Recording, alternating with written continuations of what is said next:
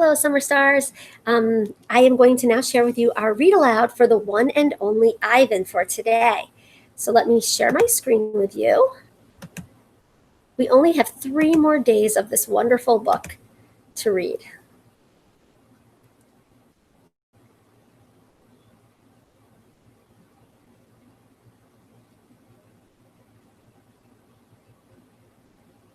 Okay. The one and only Ivan, day 12. We are going to read pages 188 through page 220. The vocabulary words I want you to listen for today. The word temperamental means likely to get upset or angry. And I spelled this word wrong. So there's no A there, temperamental. So I'm sorry. So cross that A off. Temperamental, likely to get upset or angry. The word principles, which is different than Mr. Thompson is your principal. That's spelled A-L at the end. These principles are when you act in a certain way based on right and wrong. So if you have principles, you know which is the right way to act and which is the wrong way to act. And when you're acting on your principles, you're choosing the right way. Dismay is a feeling of fear, disappointment, shock, or worry. So listen and see if you can hear which character feels dismay. A monstrosity, I like that word, monstrosity is something that is large and ugly. Puny means small and weak in size or power. And then coincidence is when things happen at the same time without planning. And a lot of times it's kind of like a weird feeling like, wow, what a coincidence that happened, because it's something that's unlikely to happen at the same times, but it does, and you didn't plan it out. So those are some words to listen for in our story. Today, what I'm going to have you write about in your white booklet, I want you at the end, after we finish reading, to predict what you think is going to happen next when people see Ivan's billboard. And there's a little clue for you about what today's reading's about. So after you listen to this, you're going to make a prediction about what is going to happen next. Okay.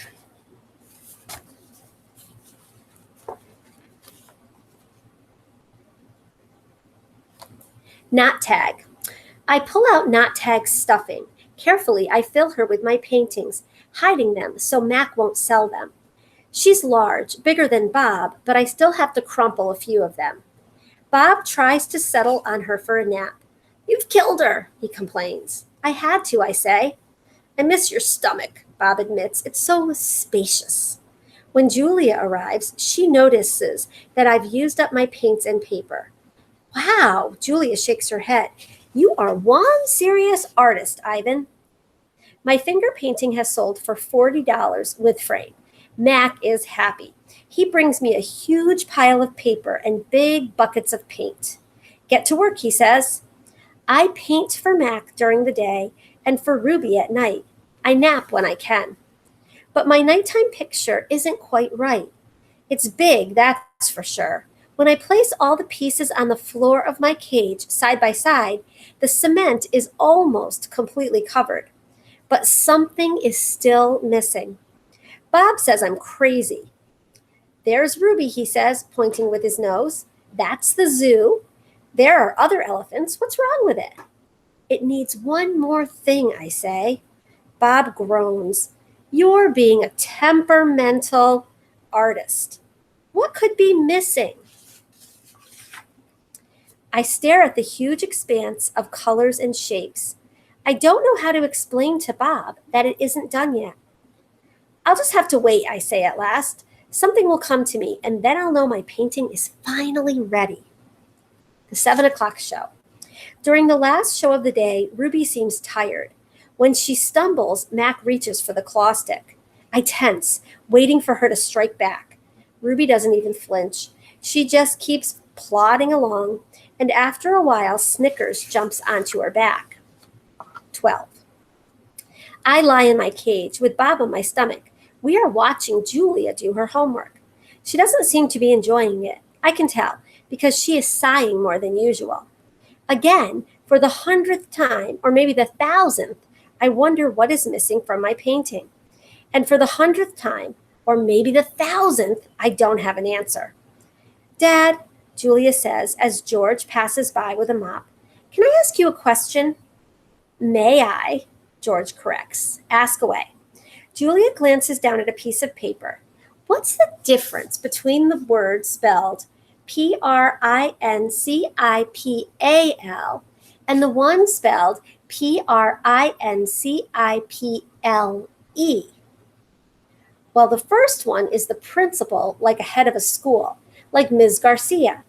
The second one is a principle, like a belief that helps you know what's right or wrong.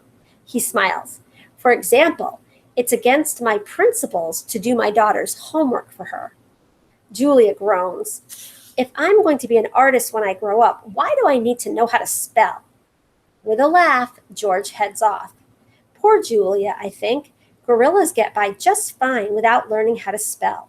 All those endless letters, those sticks and circles and zigzags, filling up books and magazines, billboards and candy wrappers. Words. Humans love their words. I leap up. Bob goes flying straight into my pool. A word. You know how I feel about wet feet, Bob yells. He scrambles out of the water, shaking each foot in dismay. I look out my window at the billboard. I can still hear Mac's voice in my head. Come to the Exit 8 Big Top Mall and Video Arcade, home of the one and only Ivan, mighty Silverback.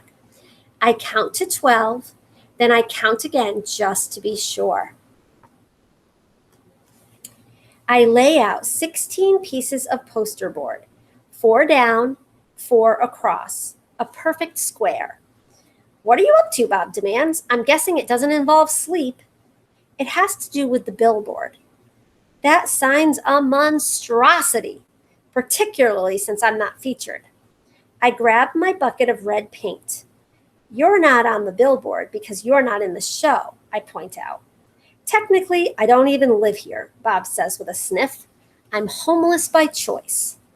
I know, I'm just saying. I study the billboard. Then I make 2 fat lines like broom handles. Another fat line connects them. I stand back. What do you think? What is it? Wait, let me guess. A ladder? Not a ladder, I say. A letter. At least I think that's what they're called. I have to make 3 more. Bob cuddles up next to Not Tag. Why, he asks, yawning. Because then I'll have a word, a very important word. I dip my fingers into the paint. What word, Bob asks. Do you guys know what word? Home. Bob closes his eyes. That's not so important, he says quietly. Nervous. All day long, I knuckle walk circles around my cage. I'm so nervous I can't nap. I can't even eat. Well, not very much anyway. I'm ready to show Julia what I've made. It has to be Julia. She's an artist. Surely she'll truly look at my painting. She won't notice the smudges and tears. She won't care if the pieces don't quite fit together. She'll see past all of that. Surely Julia will see what I've imagined. I watch Ruby trudge sullenly through the 4:00 show, and I wonder, what will happen if I fail? What if I can't make Julia understand? But of course I know the answer. Nothing. Nothing will happen. Ruby will remain the main attraction at the Exit 8 Big Top Mall and Video Arcade, conveniently located off I-95 with shows at 2, 4, and 7, 365 days a year, year after year after year after year. Showing Julia. It's time to show my work. The mall is silent except for Thelma the macaw, who is practicing a new phrase. Uh-oh. Julia is finishing her homework. George is sweeping outside. Mac has gone home for the night. I grab Not Tag and carefully pull out the folded papers. So many paintings, page after page, piece after piece of my giant puzzle. I pound on my glass and Julia glances over. Fingers trembling, I hold up one of my paintings. It's brown and green, a corner piece. Julia smiles. I display another picture, and then another and another and another, each one a tiny part of the whole. Julia looks confused. But what is it? She asks. She shrugs. It doesn't matter. It's pretty just as it is. Uh-oh, says Thelma. No, I think no. It does matter. George calls out to Julia. He's done for the night. Grab your backpack, he says, and hurry, it's late. Gotta go, Ivan, Julia says. Julia doesn't understand. I have to find the right pieces. I dig through the pile. They're here somewhere, I know they are. I find one, another. I try to hold 4 of them up against the glass. Bob, I say, help me, hurry. Bob grabs paintings with his teeth and drags them to me. One by one, I show pictures through the window crack. They crumple and tear. There are too many pieces. My puzzle is too big. Careful, Ivan, Julia says. Those might be worth millions someday. You never know. She arranges the paintings into a neat stack. I suppose Mac's going to want to sell these in the gift shop. She still doesn't understand. I shove one more out the hole and more, all of them, one after another. So Ivan's been painting, has he? George says as he puts on his coat. A lot, says Julia with a laugh. A whole lot. You're not taking all these home with you, are you? George asks. I mean no offense to Ivan, but they're just blobs. Julia thumbs through the towering stack of paintings. They might not be blobs to Ivan. Let's leave those by the office, George suggests. Mac will want to try selling them. Although why anyone would pay $40 for a finger painting a 2-year-old could do, I don't know. I like Ivan's work, Julia says. He puts his feelings into them. He puts his hair into them, George says. Julia waves goodbye. Night, Ivan. Night, Bob. I press my nose against the glass and watch her walk away. All my work, all my planning, wasted. I look at Ruby sleeping soundly, and suddenly I know she'll never leave the Big Top Mall. She'll be here forever, just like Stella. I can't let Ruby be another one and only. Chest beating. Often, when visitors come to see me, they beat their hands against their puny chests, pretending to be me. They pound away, soundless, as the wet wings of a new butterfly. The chest beating of a mad gorilla is not something you ever want to hear. Not even if you're wearing earplugs. Not even if you're 3 miles away wearing earplugs. A real chest beating sends the whole jungle running, as if the sky has broken open, as if men with guns are near. Angry. Thump. The sound, my sound, echoes through the mall. George and Julia spin around. Julia drops her backpack. George drops his keys. The pile of pictures goes flying. Thump, thump, thump. I bounce off the walls. I screech and bellow. I beat and beat and beat my chest. Bob hides under Not Tag, his paws over his ears. I'm angry at last. I have someone to protect. Puzzle pieces. After a long while, I grow quiet. I sit. It's hard work being angry. Julia looks at me with wide, disbelieving eyes. I'm panting. I'm a little out of shape. What the heck was that? George demands.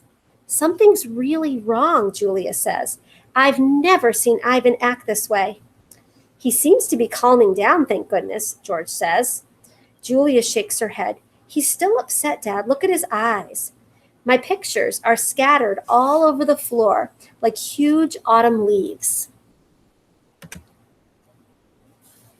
What a mess, George says, sighing. Wish I hadn't bothered sweeping tonight. Do you think Ivan's okay? Julia asks. Probably just a temper tantrum, George says. He reaches under a chair to retrieve a brown and red picture. Can't say I blame the guy, stuck in that tiny cage all these years. Julia starts to answer, but then she freezes. She cocks her head.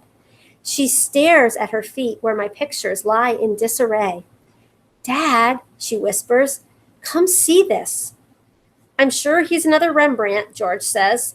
Let's just pick these up and get going, Jules. I'm exhausted.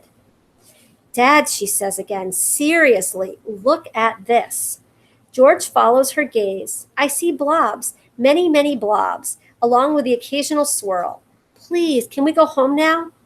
That's an H, Dad. Julia kneels down, straightening one picture, then another. That's an H. And here, she grabs more pictures. Put this one here, and I don't know, maybe that one. You have an E. George rubs his eyes. I hold my breath. Julia is running now. She picks up one picture, sets down another. It's like a puzzle, Dad. This is something. It's a word, maybe words, and a picture of something, a giant picture. Jules, George says, this is crazy. But he's looking at the floor too, wandering from picture to picture and scratching his head. H, Julia says.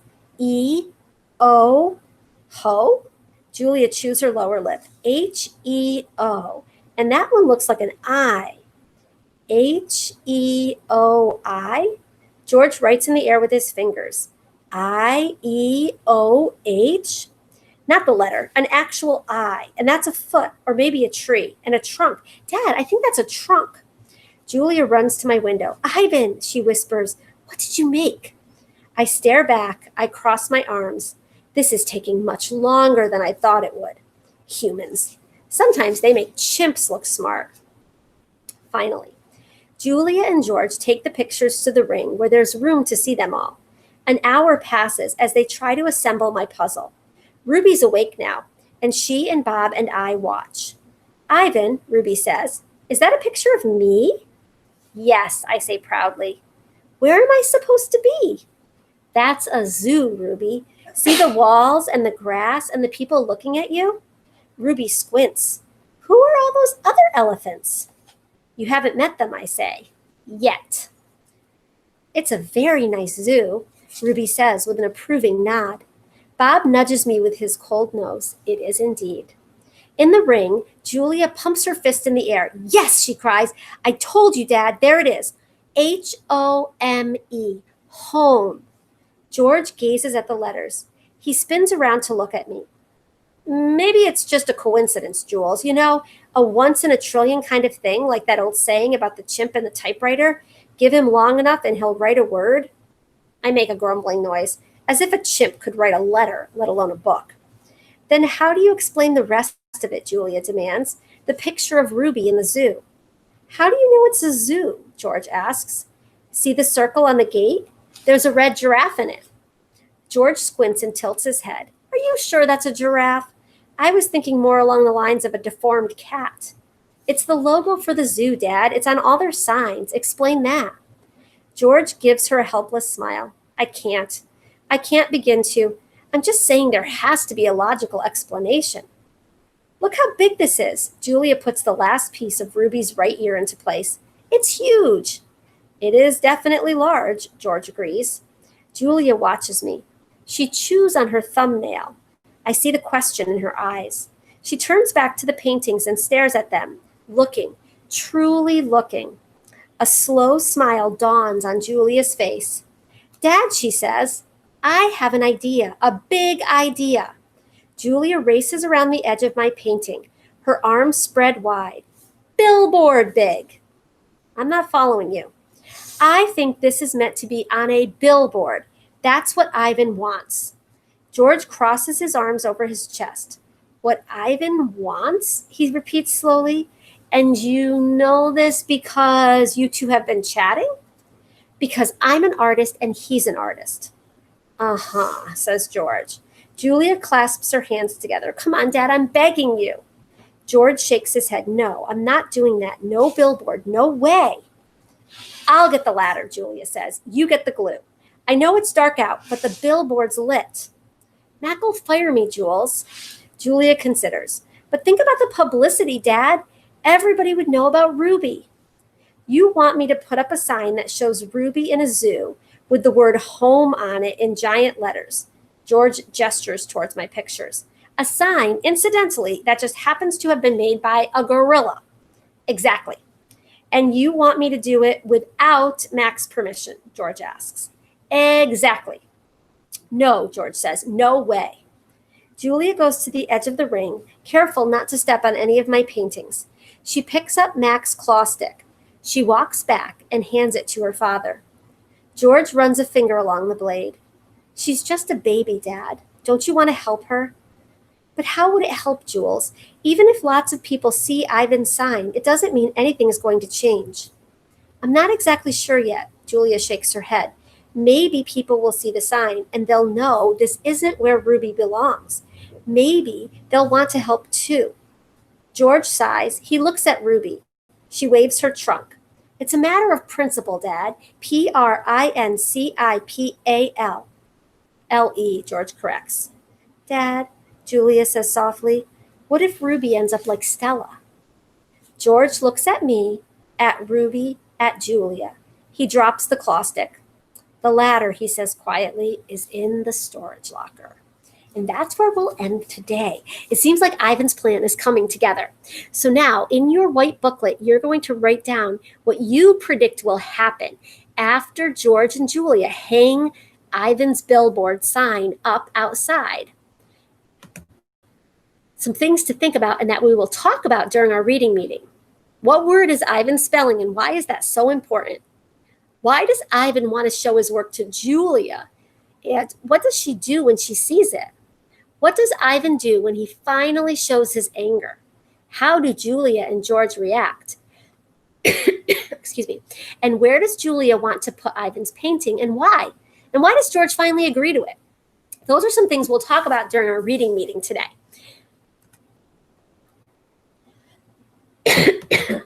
All right, I will see you later this morning for our reading meeting. We have 2 more days before we get to the end of this great book.